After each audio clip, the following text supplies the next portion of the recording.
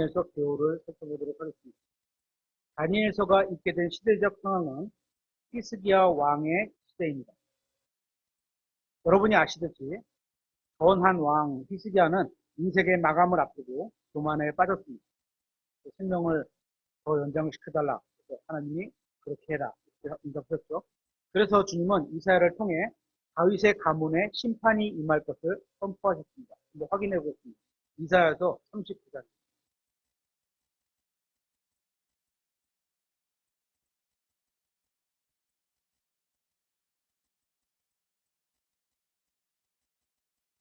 이사야서 39장 6절부터.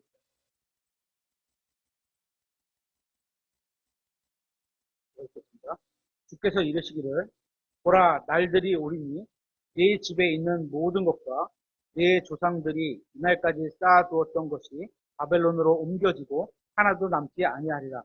또 내게서 나올 네 아들들 곧 내가 낳을 자들 중에서 몇 사람을 저들이 잡아가리니 그들이 바벨론 왕의 궁궐에서 내시가 되자 하시나이다 하매 그때 히스기야가 이사야에게 이르되 당신이 말한 주의 말씀이 선하나이다 하고 또 이르되 내 날들에는 화평과 진리가 있으리이다 하니라. 이 예언의 말씀이 선포된 지 약 100년 후에 문자적으로 성취된 겁니다. 그래서 다니엘서에 처음에 나온 게 바벨론 왕이 어떻게 이루어지고 예루살렘에 포위하고 있는지 말씀으로 시작하고 있는 겁니다. 이렇게 포로로 끌려간 자들 중에 4명의 히브리 청년들이 포함되어 있었는데 이들은 민족의 리더자 역할을 하게 됩니다. 다니엘은 약 20세쯤 되었을 때 포로로 끌려왔습니다. 그의 사역은 1년 후부터 시작되었고 페르시아의 통치 기간까지 이어졌습니다. 포로지였지만 다니엘은 예언과 글을 쓰는 걸 보게 됩니다. 그는 대략 90세쯤에 사망한 것으로 보입니다. 다니엘서는 크게 두 부분으로 나눌 수 있는데요. 1장에서 6장은 역사적인 기록이고요. 그래서 이거는 드라마 같은 멋진 드라마, 영화나 드라마 주제로 충분한 그런 내용이죠. 역사적인 기록이고 7장부터 12장은 예언적인 기록입니다. 그래서 다니엘서를 구약의 계시록 이렇게 말하는 부분도 있죠. 그만큼 예언에 대해서 그러니까 계시록에 있는 내용이 다니엘서의 중심을 또 이루고 있기 때문입니다. 다니엘서는 포로지에 있는 유대인들을 위해 기록되었습니다.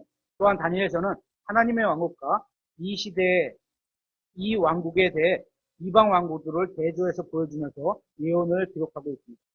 아직 태어나지 않은 세대에게는 그 성취를 보여주기 위해 기록된 게 다니엘입니다.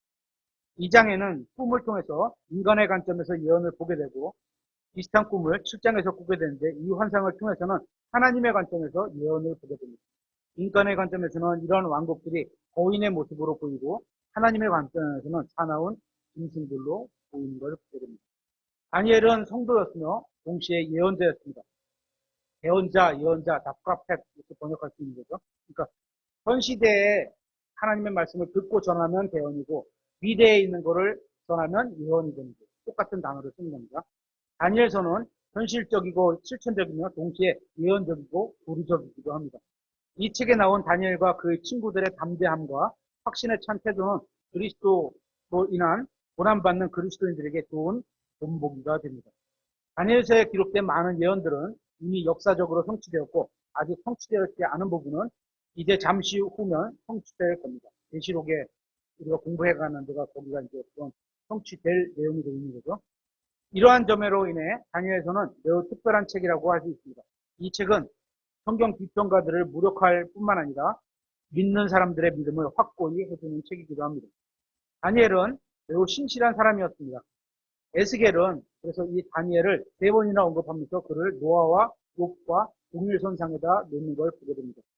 주 예수님께서도 다니엘이 본 환상을 인용하시면서 자신에 관해서 마태복음 26장에 설명을 하신 걸 볼 수 있습니다. 다니엘은 바벨론의 수상이 된 후에도 주 하나님을 신실하게 섬겼습니다. 하나님은 하나님을 존중하는 사람을 존중히 여겨주시는 것을 보게 됩니다. 그러니까 우리가 하나님을 그냥 어떻게 보면 격식 없이 대하고 존중하지 않는 모습으로 마음으로 대하면 하나님도 거기에 똑같이 반응을 하시는 거예요. 그러니까 뭐 준대로 본다 이거는 아니지만 우리가 바르게 섬겨가면 그만큼 바르게 섬기는 만큼 더 가까이 오셔서 친밀한 교제를 나누고 더 좋은 걸 주시려고 하는 거죠. 다니엘은 어떤 상황에서도 주님을 섬기는 것이 가능하다는 사실을 우리에게 보여줍니다. 다니엘서에 의하면 누구도 세상에서 타협하면 하면서 자신을 정당화할 수 없다는 것을 보이게 됩니다. 다니엘서에서는 여러 가지 중요한 교훈을 가르쳐주고 있습니다. 첫 번째는 주님을 신실하게 섬기며 하나님의 말씀에 순종하는 사람들을 주님께서는 때로 세상에서의 성공하게도 거두게 하시는 것을 보게 됩니다. 그러니까 꼭 그리스도인들이 뭐 높은 고위직에 올라가지 말아야 된다. 이런 건 없는 거예요. 그렇죠? 신실하게 살면서도 어느 누군가가 그가 하는 걸 보고서 딱 쏘다가, 예를 들어서 뭐 지금 대통령이 예수님 믿는지 안 믿는지 모르겠지만 뭐 전 정부도 마찬가지고 어떤 정부에서 대통령이 저 사람은 신실해 감사원장 써야 되겠다. 그러면 딱 불러다가 딱 놓는 거예요. 그죠? 그런 역할을 할 수도 있는 거 그런 걸 보게 됩니다. 둘째, 하나님께서는 종종 자신의 비밀, 은밀한 일들을 자신의 사람들에게 알려주십니다. 다니엘이죠. 셋째, 고난의 날에는 오히려 하나님의 임재 앞에 나아가 위로를 받는 게 낫다는 것을 보여줍니다. 또 다니엘서는 두 가지에 대해서 경고하고 있습니다. 첫째는 다니엘서는 교만에 대해서 경고하고 있습니다. 또 둘째는 다니엘서는 하나님께 영광을 돌리지 않는 것에 대해서 경고하고 있는 것을 보게 됩니다. 다니엘서의 기록자가 누구인지에 대해서는 학자들이 논쟁이 심하지만 예수님께서는 이 책의 기록자가 다니엘이라고 마태복음 24장 15절에 분명하게 말씀하고 있습니다. 다니엘서에 나오는 주님의 재림에 관한 구절들을 몇 개 살펴보겠습니다. 다니엘서 8장 13절 한번 보겠습니다.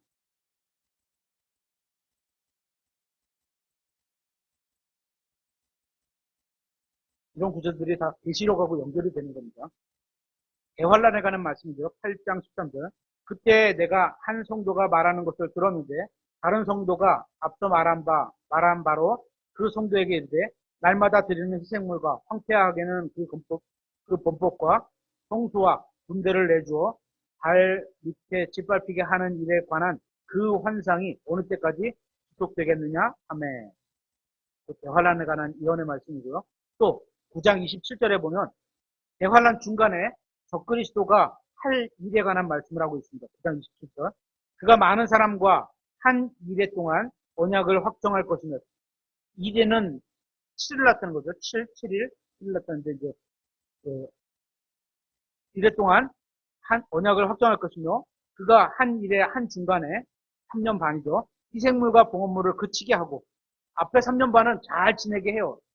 이거는 이제 유대인 입장에서 보는 거예요. 하나님을 섬기게끔 이렇게 잘 도와주는 것 같아. 그런데 중간에 딱 그걸 그치고 어떻게 가증한 것들로 뒤덮기 위해 심지어 완전히 끝날 때까지 그것을 황폐하게 하리니 작정한 그것이 그 황폐한 곳에 쏟아지자 하니라. 네 번째로는 대환란에 관한 말씀으로 11장 31절도 있습니다. 11장 31절. 군사들이 그의 편에 서서 견고한 성소를 더럽히고 날마다 드리는 희생물을 제거하며 황폐하게 하는 가증한 것을 부리라. 대환란 중에 이런 일이 있죠. 또 12장 11절에는 재림의 시기에 관한 말씀도 있습니다. 날마다 드리는 희생물이 제거되고 황폐하게 하는 가증한 것이 세워질 때부터 1291일이 있으리라. 1291일. 3년 반. 이렇게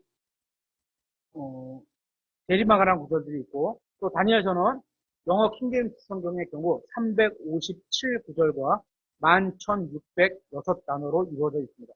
핵심 단어는 왕으로 183회 사용되었고, 왕국은 55회 사용되었고, 다니엘이라는 이름은 74번 나옵니다. 핵심 구절은 7장 13절인데요. 한번 보겠습니다. 7장 13절.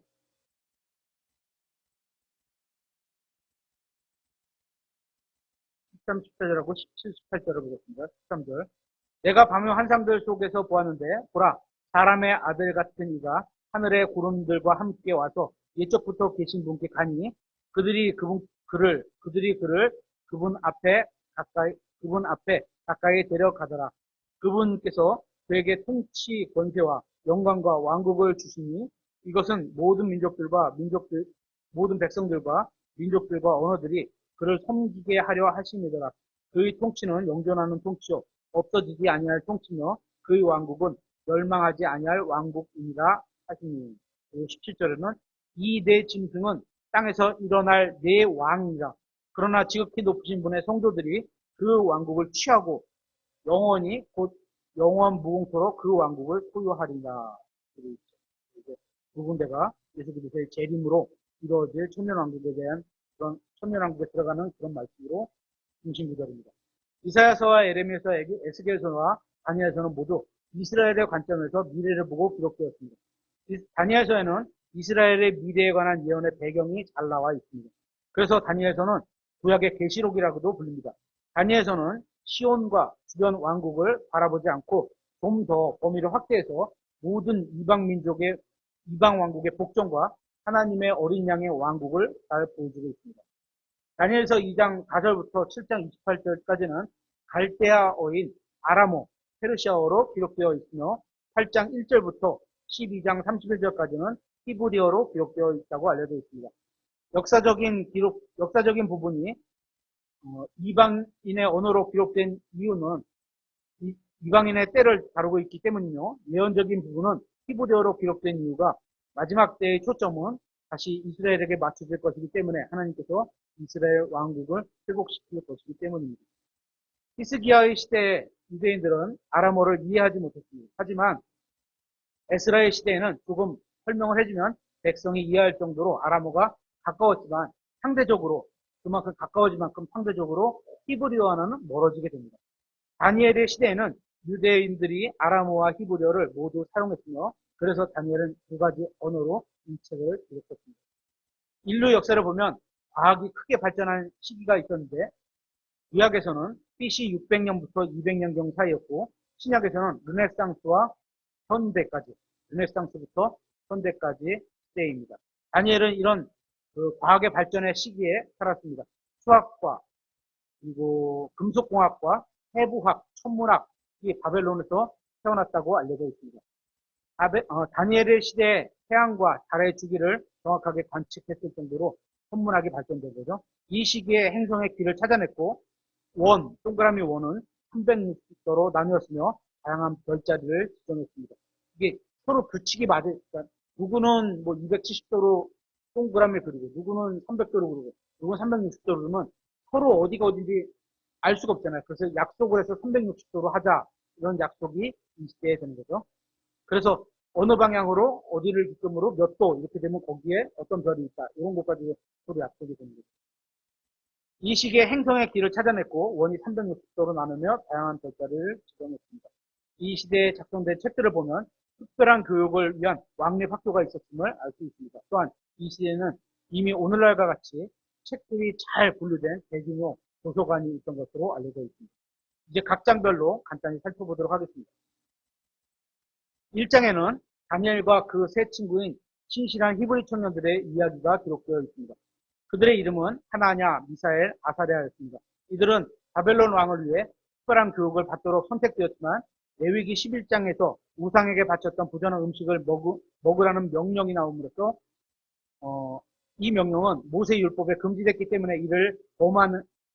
모세 율법을 범하는 것을 거부했습니다. 이들은 왕의 음식을 먹고 포도주를 마시느니 차라리 콩을 먹고 물을 마시는 것을 선택했습니다. 콩도 식물성 단백질이죠. 이들은 열흘 동안 시험을 받았지만 건강한 몸과 마음을 입증돼서 하나님의 축복을 다른 사람에게 드러냈습니다. 아무것도 안 먹고 삐쩍 말았으면 간증이 안 섰겠어요. 그죠? 바벨론의 통치는 하나님과 관련된 히브리인들의 이름이 인정하고 싶지 않았습니다. 그래서 엘이라는 하나님의 이름과 관련된 것처럼 벨이라는 바벨론의 신과 관련된 이름으로 바꾸게 됩니다. 그래서 다니엘이라는 이름이 벨드사살로 이름이 바꿔야했고, 하나님의 이름은 사드락으로, 미사엘은 메삭으로, 아사랴는 아벳느고로 바뀌었습니다. 2장은 다니엘이 포로로 사로잡히고 대략 1년 후의 일을 다루고 있는데, 다니엘은 3년 반 동안 훈련받기도 전에 이미 하나님께 쓰임을 받았던 것을 보게 됩니다. 이러한 일들은 예레미야서 36장에서 여호야킨이 하나님을 거부한 후에 일어나게 됩니다. 느부갓네살은 끔찍한 꿈을 꾸었습니다. 그는 꿈을 깨자 선자들을 불러, 지혜로운 자들, 그 나라에서 지혜로운 자들을 불러 그 꿈과 해석을 말하도록 했습니다. 여기서 이제 왕이 지혜롭다고 생각하는 게 뭐냐면, 꿈을 얘기해주고 해석을 말하랬으면 온갖 해석이 다 나왔어요. 근데 꿈부터 얘기해라, 이렇게 얘기를 합니다. 그죠? 그러니까 꿈을 맞추는 게 이건 먼저잖아요. 그죠? 그러니까 말해줄 수가 없는 거예요. 하지만 그들 중 누구도 꿈과 해석을 구하지 못하자 왕은 그들을 사형시키라고 명령합니다. 다니엘은 느부갓네살에게 간청하여 시간을 조금 주면 왕의 요구를 이행하겠다고 했습니다. 그는 하나님의 궁유를 구하며 기도했고 하나님께서는 다니엘에게 그 큰 형상을 계시해 주셨습니다. 이 형상의 의미는 첫 번째, 금으로 된 머리는 바벨론을 상징하고 은으로 된 가슴은 메데 페르시아를 상징하고 노수로 된 배와 두 넓적다리는 그리스 제국을 상징합니다. 철로 된 다리는 로마 제국을 상징합니다. 또 철과 흙으로 된 발은 34절에서 그들이 자신을 사람들의 씨와 섞을 터이나 이렇게 표현해요. 그들이 자신을 사람들의 씨와 섞을 터이나 그러면 그들은 누구예요? 사람들의 씨가 아니라는 거죠. 그죠? 그러니까 마지막 때에는 하나님의 아들들과 사람의 딸들이 섞여 초자연적인 인간 지도자가 등장하는 것을 상징적으로 보여준다고 할 수 있습니다.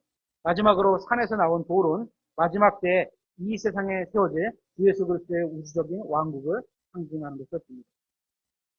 3장에는 교만한 느부갓네살 왕이 자신에게 영광을 돌리는 목적으로 큰 형상을 만드는 이야기가 나옵니다.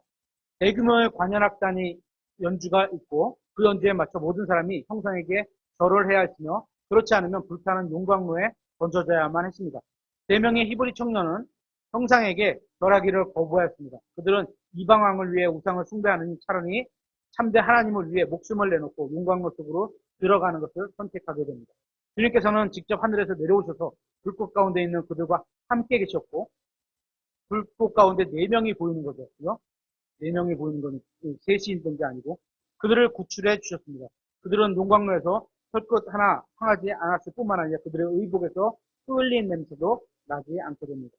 4장에서 느부갓네살은 두 번째 꿈을 꾸게 됩니다. 꿈에 나온 나무는 매우 컸으며 모습이 아름다웠고 많은 과일을 맺었으며 짐승과 새들이 거했고 성경에서 그 마태복음에서 나오면 짐승과 새들은 좋은 그 대상이 아니죠. 그죠? 복권, 악한 영, 마귀, 악한 영 이런 걸 나타냈죠. 거했고 많은 사람들을 위한 음식을 제공해 주었습니다. 한 순찰자가 하늘에서 내려와 외치기 전까지는 모든 것이 순조로웠습니다. 나무는 잘렸지만 완전히 죽지는 않도록 그루터기만 남겨져 보호가 되었습니다. 마술사들과 현자들이 다시 수집되었지만 꿈을 해석하지는 못했습니다. 결국 하나님께서 다니엘에게 해석을 알려주셨습니다. 하나님께서는 바벨론 왕의 왕국을 번영하게 하기 위해 미리 경고를 주셨던 겁니다. 하지만 왕은 하나님께 영광을 돌리지 않고 자신을 높였습니다. 그래서 하나님께서 그를 잘라버리셨으며 이성이 없는 짐승처럼 되게 하셔서 사람들 사이에서 쫓아내셨습니다. 이 심판의 말씀이 16절에서 선포되었고 12달 후에 심판이 말씀하신 대로 임했을 걸 볼 수 있습니다. 하나님께서 느부갓네살을 치셔서 그의 마음과 생각과 행동은 소의 것과 같아졌습니다. 느부갓네살이 이성 없는 짐승이 되어 7년을 보낸 것은 이방인들의 시대가 끝났음을 보여줍니다. 인간이 짐승처럼 사는 것과 배교는 마지막 때의 특성과 일치하게 됩니다. 마지막 때에는 이런 광기 어린 인간이 지배할 겁니다. 땅에 남아있는 큰 나무의 그루터기는 위에가 딱 잘라지고 밑에만 뿌리뚱만 남은 거죠. 주님의 재림으로 인해 많은 민족들이 사라질 것이지만 살아남아서 메시아의 왕국에 참여하게 되는 이방 민족도 있음을 보여주게 됩니다. 느부갓네살의 회복은 천년왕국을 상징적으로 보여줍니다. 느부갓네살은 이성을 되찾고 하나님께 영광을 돌리며 주님을 찬양합니다. 우리는 4장에서 교만에 빠져 스스로 높여있던 이방인들이 하나님의 심판으로 겸손해진 것과 회복되기 위해서는 가장 높으신 이에 대한 지식이 올바르게 갖고 있어야 됨이 보이게 됩니다. 5장은 벨사살 1년과 7장과 5장은 벨사살 1년인 7장과 또 제3년인 8장 다음에 이어지는 내용으로 보입니다. 하지만 역사적인 순서로 보면 5장의 내용은 4장 뒤에 들어가게 됩니다. 2장에는 훈이 나와서 적의 심판의 말씀을 기록하는 장면이 나옵니다. 느부갓네살의 아들인 벨사살은 17년간 왕좌에 앉아서 통치합니다. 벨사살이 하나님을 대적하여 모독할 때 유대인들의 70년간 포로 생활은 거의 막바지에 이르렀습니다. 벨사살은 이전에 느부갓네살이 빼앗아온 솔로몬의 성전 기물들, 하나님을 섬기는 도구죠. 그죠? 잔, 이런 것들. 도구들로 술을 마시고 자신들의 신을 높였습니다. 연회가 한창 진행될 무렵 벨사살은 사람의 손가락들이 나와 벽에 글을 쓰는 것을 보고 공포에 휩싸입니다. 좀 생각나요? 그런 말. 지혜자들이 세 번째로 소집되었으나 그들은 벽에 쓴 손글씨 메네메네 대개 우로바신을 해석하지 못하였습니다. 왕의 어머니인 왕비가 그래도 옛날 과거에 이런 일이 있었던 걸 기억하는 사람이 있는 거예요. 그죠? 요셉도 그렇죠. 계속 감옥에 갇혔는데 어느 날 잡맡은 자였나요? 왕에게 도와줘. 내가 감옥에 있었을 때 이런 자가 있었습니다. 그래서 불려주는 거랑 비슷한 상황이죠. 왕의 어머니인 왕비가 이 소식을 듣고 벨사살에게 다니엘과 그의 능력에 관한 이야기를 해줬습니다. 다니엘은 왕 앞으로 불려왔고 그는 상급을 거부하면서 돈 받고 해줄 일이 아니다 이거는. 그렇죠? 담대하게 벽에 손가락으로 쓰인 글자의 의미를 알려주었습니다. 하지만 벨사살은 결국 회개하지 않았습니다. 담대하게 알려줄 수밖에 없었던 게 이게 심판하신다는 그런 의미이기 때문에 목숨을 내놓고 얘기해야 되는 거예요. 그렇죠? 성경엔 그냥 글로만 이렇게 써 있지만 상황을 보면 그런 상황이야. 함부로 당신 왕국이 망합니다. 이런 말을 어떻게 해요? 그렇죠? 담대하게 할 수밖에 없는 거죠. 하지만 벨사살은 결국 회개하지 않아서 죽임을 당합니다. 하나님께서는 이사야서 44, 45장에 미리 말씀하신 대로 도시를 고레스에게 내주게 됩니다. 6장에는 교회를 다니는 사람들 대부분이 알고 있는 이야기인 다니엘이 사자굴에 갇힌 이야기가 나옵니다. 다니엘은 제국에서 왕 다음 가는 높은 자리에 앉게 됩니다. 다른 통치자들과 고위 관료들은 이러한 점에 마음에 들지 않아서 시기합니다. 다니엘의 원수들은 왕을 설득하여 30일간 모든 사람은 다니엘 포함해서 모든 사람은 왕 외에 다른 신에게 강구해서는 안 된다는 신령을 선포하게 됩니다. 능력도 없으면서 승진하고 싶어하는 자들은 하나님의 백성을 시기하고 정부와 그 통치자들을 신으로 만들어버리는 그런 경향이 있습니다. 이러한 칙령은 왕 개인을 만족시켜주는 것이 그래? 모든 백성이 나를 신으로 섬긴대. 그러니까 얼마나 뿌듯했겠어요. 그렇죠? 왕의 마음에 쏙 들었습니다. 이들은 다니엘이 기도하는 사람이었기에 그 무엇보다도 그가 기도하는 것을 멈추게 할 수 없다는 사실을 잘 알고 있었습니다. 그러니까 꾀를 낸 거죠. 그렇죠? 법안은 통과되었고 다니엘은 여전히 기도했습니다. 그들의 원수들은 이러한 사실을 왕에게 구했습니다. 왕은 이들의 압력에 견디지 못하고 법을 집행할 수밖에 없었습니다. 왕이 한번 명령하면 그거는 어떻게 해요? 물을 수가 없는 거예요. 그죠? 물을 수가 없는 거예요. 그러니까 다니엘을 가졌다가 죽여야 되는 거죠. 다음날 아침에 왕은 사자굴 앞으로 가서 다니엘을 불렀습니다. 왕은 다니엘이 살아있기를 기대한 것으로 보입니다. 그래서 다니엘아 그러면서 다니엘아 하나님께서 사자의 입을 막아주셨다고 응답했습니다. 다니엘은 사자굴에서 살아 돌아왔습니다. 3명의 히브리 청년들은 불타는 용광로에서 살아 돌아왔고 이런 내용을 읽으면서 우리는 하나님의 말씀에 절대로 의심하지 말아야 한다는 교훈을 얻게 됩니다. 의심이 들 때는 그것이 어디로부터 온지 한 번 더 의심해 보면 좋겠습니다. 왜 하나님의 말씀을 의심하는지 한번 생각해 보십시오. 그리고는 마음의 불신을 몰아내고 결코 하나님의 기록된 말씀을 의심하지 마시기 바랍니다. 6장에 나온 다니엘은 예수 그리스도를 예표하는 인물로 몇 가지만 공통적인 내용을 살펴보겠습니다. 첫째, 그는 첫째가는 자리에 앉게 됩니다. 둘째, 그는 모든 사람보다 뛰어났습니다. 셋째, 예수님과 다니엘 둘 다를 얘기하는 거죠. 셋째, 사람들은 그에게서 잘못을 찾으려 했지만 찾을 수 없었습니다. 넷째, 사람들은 법을 이용하여 그를 고소하려고 했습니다. 다섯째, 그는 자신에게 어떤 일이 일어나게 될 줄 알면서도 하나님 앞으로 나아가 기도했습니다. 사람들은 그가 기도하는 것을 발견했습니다. 똑같은 거죠. 예수님도 그러셨으니까. 7번째, 그는 끌려가서 왕 앞에서 재판을 받습니다. 8번째, 왕은 그를 놓아주려고 했습니다. 잘못이 없으니까 놓아주려고 하는 그런 마음이 있는 건데 못 놓아주는 거죠. 8번째, 9번째, 그를 재판한 왕은 결국 통치자들의 요구에 굴복하게 됩니다. 10번째, 왕은 결국 그에게 형벌을 부과합니다. 11번째, 그를 굴 속으로 던져놓고 돌로 입구를 막아버립니다. 12번째, 누군가 일찍 일어나서 그가 갇힌 굴 앞으로 다가옵니다. 13번째, 사람이 굴 앞에서 슬퍼하며 질문을 합니다. 14번째, 사자의 입을 막혔기에 그를 해치지 못했습니다. 죽음을 나타내는 거죠. 15째, 그는 끌려 올려져 높임을 받게 됩니다. 16번째 모든 사람에게 말씀이 선포되었습니다. 이렇게 1장부터 6장은 흥미로운 역사적인 이야기였다면 그 내용이 재미있죠. 흐름도 있고. 근데 이제 나머지 7장부터 12장은 예언적인 기록으로 미래에 있게 될 역사에 대한 형상들을 보여주는 거기 때문에 어렵고 예, 내용이 좀 따분할 수도 있습니다. 잘 들어보세요. 다니엘서 7장에 나오는 환상은 벨사살의 통치 첫 해인 17년 전으로 돌아가게 됩니다. 2장과 7장의 예언은 역사적인 하나의 큰 계획을 보여주고 있습니다. 다니엘은 2장에서의 예언이 이어지는 것을 보게 됩니다. 4개의 큰 왕국, 큰 제국 다음에 그리스도의 왕국이 이어질 겁니다. 그리고 7장 1절부터 6절에는 밤의 환상에 나오는 새 짐승이 등장합니다. 여기서 바다는 세상 민족을 상징합니다. 새 짐승은 느부갓네살의 꿈에서 본 왕국들입니다. 사자는 바벨론이고 날개가 뽑히고 인간의 마음을 갖게 된 것은 왕이 이성을 잃은 것과 다시 회복된 것을 보여줍니다. 곰은 메데 페르시아 제국입니다. 곰의 한쪽이 다른 한쪽보다 높았던 이유는 페르시아를 구성하는 부분이 더 강했기 때문입니다. 세 개의 갈비뼈는 이 왕국이 새 세력을 꺾고 승리한 것을 보여줍니다. 표범은 알렉산더 제국입니다. 날개는 승리하는 속도를 상징합니다. 네 머리는 왕국이 시리아, 이집트, 마케도니아 그리고 소아시아로 분할될 것을 보여줍니다. 이 내용을 앞에 있는 1장부터 6장까지 쫙 깨고 있으면 쫙 읽지 않은데 뒤에 거를 잘 빼지 못하면 이게 무슨 얘기 하는 거야 막 이렇게 돼요. 이거 나중에를 위해서 한번 계속 들어보시죠.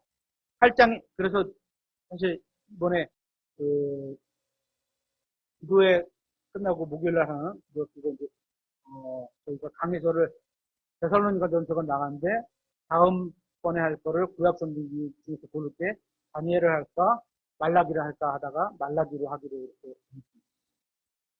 8장에 지금 계시록을 목사님께서 강의하고 계시니까 다니엘서는 이 다음에 좀 계시록 잊어버릴만 하면 그것도 한번 다뤄보고 다니엘서를 통해서 한번 다뤄보도록 하겠습니다. 8장에 나오는 숫염소의 두드러진 뿔은 알렉산더이며 작은 뿔은 안티오쿠스 에피파네스입니다. 7절에서 8절은 넷째 짐승에 대한 묘사입니다. 이 환상에 나오는 넷째 짐승은 로마 제국입니다. 넷째 짐승의 10뿔은 로마 제국을 굳게 세울 10왕국입니다. 이 10왕국 가운데 다른 뿔이 등장할 겁니다. 작은 뿔은 성도들과 전쟁을 하게 될 겁니다. 이것은 짐승과 환란 성도인 이스라엘에 관한 예언으로 보입니다. 그래야 다니엘서 9장에 게시된 내용과 조화를 이루게 되기 때문입니다. 뭐 다르게 보시는 분들도 있어요. 그거 틀렸다, 맞았다 이렇게 싸울 필요 없습니다. 각자 연구를 해보셔서 나는 이게 더 맞는 것 같다, 이게 더 옳은 것 같다 이렇게 한번 공부해 보시면 좋겠습니다. 너는 왜 이걸 이렇게 가르쳤냐 그러지 마세요.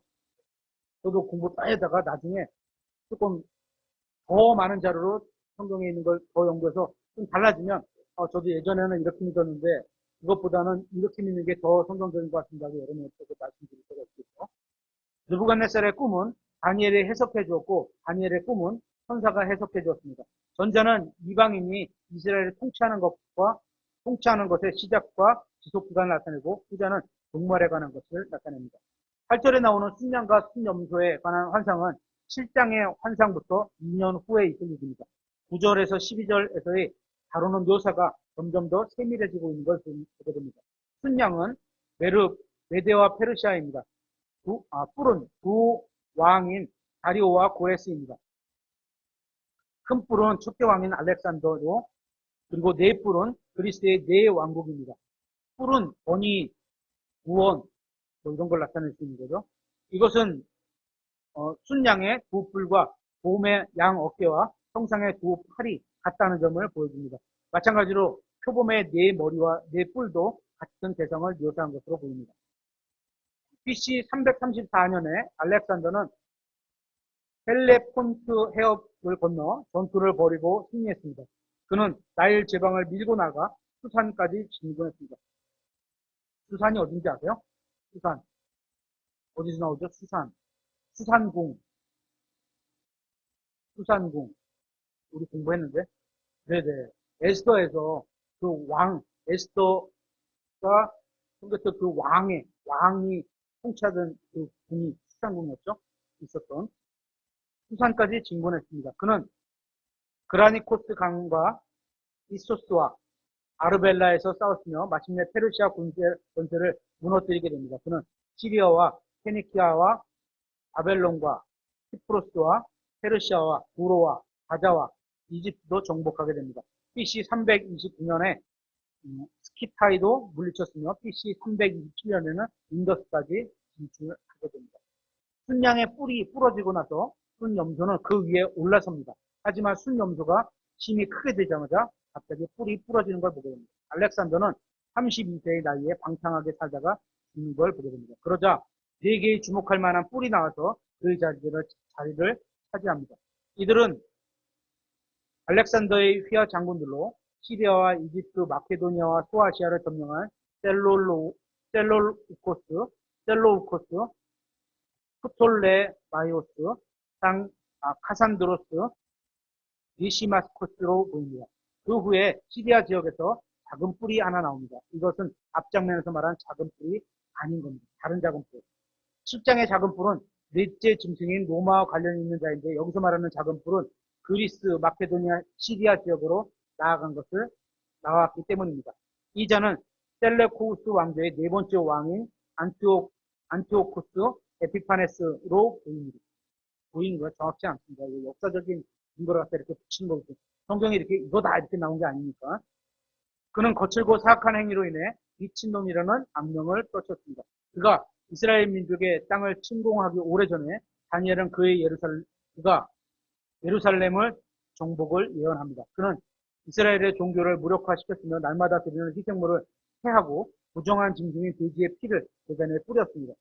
신성모독, 하나님을 모독하는 거죠. 이건. 그는 우상숭배를 도입했고 10만 명의 유대인들을 살해했습니다. 안티오코스는 2300일 동안 악행을 저질렀습니다. 유다 마카비가 BC 165년 겨울에 성전을 청소할 때 이 모든 일이 끝을 보게 됩니다. 미래에는 안티오코스보다 더 악한 자가 등장할 겁니다. 그는 미래에 올 사악한 자에 비하면 그저 작은 모형에 불과한 인물입니다. 안티오코스는 짐승의 선두주자로서 이 작은 뿔의 원형은 마지막 때에 등장하는 통치자들의 통치자인 예수 그리스도를 대적하게 되는 인물로 보입니다.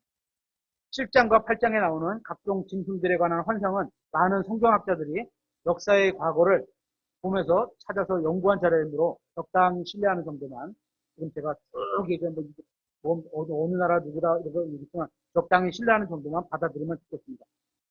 혹시 조금 다르더라도 우리는 역사학자가 아니므로 옳고 그름을 따질 만한 내용이 아니라고 생각합니다. 이것은 계시록 2, 3장에 나오는 교회사적으로 나누는 부분인데 시대를 조금 다르게 보시는 분들도 있거든요. 조금씩 연대를. 그런 것들도 그냥 인정을 해주고 갈 수 있는 그런 부분입니다. 9장에서 다니엘은 금식하고 기도했습니다. 그는 기나긴 포로 생활의 원인이 된 끔찍한 죄를 지은 자신의 백성을 위해 마음을 쏟았습니다. 그는 하나님께 긍휼을 보여달라고 강구하고 있습니다. 자신의 백성을 용서해 주시고 성전과 예루살렘을 회복시켜달라고 기도했습니다. 그래서 하나님께 긍휼을 보여달라고 기도했는데 표준 성경에는 이거를 하나님의 자비를 보여달라고 이렇게 긍휼이 영어로 멀시를 한국어 사전으로 영어 사전 찾아보면 제일 먼저 나오는 게 자비잖아요. 그래서 하나님의 자비를 보여달라 이렇게 번역을 해놨어요. 했습니다. 그가 이렇게 기도한 이유는 예레미야의 예언들을 연구함으로 하나님의 심판이 거의 끝에 이르렀음을 알기 때문일 겁니다. 우리도 다니엘처럼 하나님의 말씀을 연구하고 그 말씀에 따라 기도하면 큰 유익을 얻게 됩니다. 9장의 다니엘의 기도는 민족의 죄를 회개하는 내용으로 세 부분으로 이루어져 있습니다. 첫째, 백성의 죄를 자박하고, 첫 번째 무조건 죄인임을 인정하고 자백하는 게 들머지죠. 자백하고 언약을 지키는 하나님의 긍휼에 호소했습니다. 자백하고 하나님의 죄는 뭐야? 심판이 있어야 되는데 그거를 그렇지 않게 하시는 긍휼에 호소하는 거죠. 두 번째, 모세의 율법에 따라 민족이 벌을 받게 된 것은 마땅한 것이라고 시인했습니다. 합당한 자세죠. 마땅하다. 그럼에도 하나님의 긍휼에 또 호소하는 거죠. 세 번째, 하나님의 진노를 돌이키시고 긍휼을 베풀어 주실 것을 또 강구하게 됩니다. 이렇게 민족의 죄에 대한 회개를 세 부분으로, 우리도 마찬가지입니다. 각자의 죄를 자백하고 또 하나님의 긍휼을 믿고 호소하고 또 내가 지은 죄가 마땅히 처벌받아야 마땅하다는 걸 또 인정하고 또 하나님께서 그 진노를 돌이키시기도 하는 거죠. 기도의 끝에 가브리엘이 나타나서 다니엘에게 70년의 포로기가 끝난 후에 미래의 죄로 인해 다시 큰 심판을 받게 될 것을 계시해 주었습니다. 9장 24절부터 27절 한번 찾아보겠는데요. 9장 24절부터 27절. 여기는 종말을 다루는데 가장 중요한 구절이라고 생각해도 과언이 아닌 구절입니다.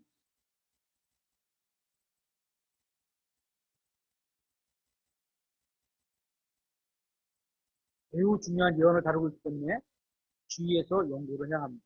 해보겠습니다. 24절. 주께서 네 백성과 네 거룩한 도시에게, 네 백성은 이스라엘이고 도시는 예루살렘이죠. 에게 72대를 정하셨나니 70주를 정하셨는데 이것은 범법을 그치고 죄를 끝내며 불법에 대하여 화해를 이루고 영존하는 의를 가져오게 하며 이 70주라는 이 기간 동안에 이걸 가져오게 하겠다는 거예요. 환상 계시와 대언을 봉인하고 지극히 거룩하신 분에게 기름을 부으려 하십니다. 그러므로 알고 깨달을지어다. 우리가 알고 있어야 되고 이해하고 믿어야 되는 거예요. 즉 예루살렘을 회복하고 건축하라는 명령이 나아가는 때부터 이게 몇 년인지는 정확하게 성경에 써 있지 않죠. 근데 이제 우리가 알 수 있죠. 이제 나아가는 때부터 통치자 메시아가 올 때까지 예수님이 올 때까지 일곱 이대와 딱요 7년이 여기에 걸치는구나. 또 62이대가 있을 것이며 7년과 62년 아니죠? 7년과 맞죠? 7년과 62년 62주 7주와 62주가 있을 것이며 이래니까 참으로 고난의 때에 거리와 성벽이 다시 건축되고 62일의 뒤에 그러니까 7도 지나가고 62가 지나가고 그 뒤에 메시아가 끊어질 것이나 요게 이제 힌트죠. 69가 끝나는 것은 예수님이 돌아가시는 거예요. 끊어질 것이나 그것은 그분 자신을 위한 것이 아닙니다. 저와 여러분을 위한 거죠. 앞으로 올 통치자의 백성이 그 도시와 그 성소를 파괴할 것이요. 그 일의 끝에는 홍수가 있을 것이며 또 그 전쟁이 끝날 때까지 황폐하게 하는 것이 작정되었느냐. 꼭 황폐하게 돼야 되는 거죠. 27절. 그가 많은 사람과 한 일에 동안 언약을 확정할 것이며 7년 동안 언약을 확정할 것인데 그가 그 일의 한 중간에 3년 반에 희생물과 봉헌물을 그치게 하고 앞에 3년 반 동안은 하나님을 섬기는 것처럼 같이 섬기는 것처럼 막 그랬겠죠. 그럴 거겠죠. 그죠? 미래의 거니까. 근데 남아있는 3년 반, 앞에 3년 반이 지나면서 딱 그 한 중간에 희생물과 하나님께 드리는 희생물과 봉헌물을 그치게 하고 하나님께 드리지 마. 이렇게 되는 거죠. 가증한 것들로 뒤덮기 위해 심지어 완전히 끝날 때까지 그것을 황폐하게 하리니 작정된 그것이 그 황폐한 곳에 쏟아지자 하십니다. 이 말씀은 모든 종말론 예언의 중심에 있는 기둥과 같습니다. 이 말씀에서 70주의 예언이 이스라엘 백성의 역사에서 성취될 것임을 보여주고 있습니다. 주, 위크는 7을 의미합니다. 70개의 예언, 70개의 예언의 주, 한 주, 위크는 주는 예루살렘을 재건하는 명령을 기점으로 시작됩니다. 이 명령은 BC 455년경 선언되었다고 역사 학자들이 그렇게 말하죠. 또 70개의 주는 7개와 62개와 1개의 주로 나뉘게 됩니다. 7개의 주와 62개의 주의 기간을 정확히 나누는 것은 쉽지 않지만 구를 합한 69주가 이미 지나갔다는 사실을 정확하면서도 쉽게 알 수 있습니다. 따라서 69에 7을 곱한 483년은 이미 지나간 겁니다. 예수님이 끊어질 터이나 여기까지니까. 에스겔서 4장에 연 1년을 1년으로 환산하는 연 1체계에 의해서 431일이 환산하면 483일이 환산하면 483년이 되는데 이 기간은 예루살렘을 건축하라는 명령이 나갈 때로부터 기름 부은 자가 끊어지는 때까지였습니다. 그러니까 예수님이 십자가 위에서 자신의 피로 우리의 죄를 씻기실 때 영존하는 의를 가져오셨습니다. 그러니까 그때까지죠. 하지만 70번째 한 주는 아직 남아 있습니다. 이 예언의 마지막 주는 야곱의 고난이라 불리는 7년의 기간이 될 것이며 큰 환란이라 불립니다. 이 마지막 주가 끝날 때 예수 그리스도께서 돌아오셔서 자신의 왕국을 이 세상 땅 위에 세우실 겁니다. 27절에 의하면 마지막 한 주인 7년은 두 부분으로 나누게 될 것이며 이것은 두 개의 3년 반이 될 것이고 특히 후 3년 반을 기록하고 있는 계시록에는 42달과 1260일이라고 표현하고 있습니다. 자세한 내용은 목사님을 통해서 보여드리도록 하겠습니다. 이제 마지막 3장인 10장부터 12장은 마지막 환상을 다루고 있습니다. 이 환상은 유대인들이 팔레스타인으로 돌아온 지 2년 후에 주어졌습니다. 하나님께서는 휘장을 들어 올려서 다니엘에게 민족들을 통제하려는 악한 세력과 하나님의 군대가 싸우는 영적 전쟁을 보여주셨습니다. 이름이 알려지지 않은 천사가 다니엘과 대화를 나누었습니다. 미가엘은 이스라엘 민족을 지키는 천사였고 그리스와 페르시아를 지키는 천사도 있었습니다. 이 세상에서 벌어지는 일들은 대부분이 하늘에서 벌어지는 일들의 반영으로 보입니다. 11장에서는 북쪽과 남쪽의 왕들의 전쟁이 나옵니다. 이것은 프톨레마이오스와 셀레우코스 왕조의 전쟁을 미리 기록한 역사로 보입니다. 이러한 예언은 BC 301년부터 168년 사이에 모두 성취되었습니다. 성경의 예언은 그렇듯이 정확하게 성취되었고 이 세상 왕국들은 모두 왔다가 사라졌습니다. 36절부터 45절에는 이러한 일들이 훌쩍 뛰어넘어 적그리스도에 관한 예언이 나옵니다. 그는 우상 목자이고 죽게 된 것 같다가 다시 살아난 짐승이며 죄의 사람으로 성경은 표시하고 있습니다. 다니엘은 마지막 때까지 책을 봉인하라는 말씀을 듣습니다. 이 마지막 때가 바로 요한계시록에서 왕좌에 앉아 계신 어린 양이 계시록 5장에서 7봉인으로 봉인된 책을 떼실 때입니다. 이 책의 봉인을 떼면 모든 것의 종말이 이르게 될 것입니다. 이렇게 다니엘서는 이 세상의 큰 고난의 때에 직면하는 것으로 끝을 맺게 됩니다. 이것으로 다니엘서 개요를 마치도록 하겠습니다.